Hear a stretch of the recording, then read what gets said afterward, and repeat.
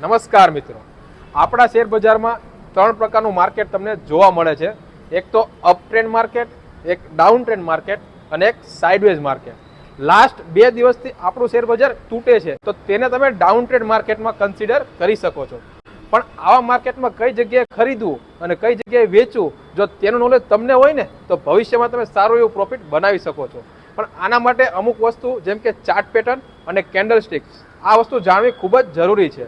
જો તમારા લોકોએ પણ જાણવું હોય તો આ વિડીયોને લાઈક કરો અને કમેન્ટમાં લખો ચાર્ટ અને કેન્ડલ. જો સૌથી વધારે કમેન્ટ આવશે તો આપણે ડેઈલી આ એક સિરીઝ ચાલુ કરીશું, જેમાં ડેઈલી એક રીલ આવશે અને તમારા નોલેજમાં વધારો કરીશું, જેથી કરીને ભવિષ્યમાં તેનો ફાયદો તમને મળી શકે.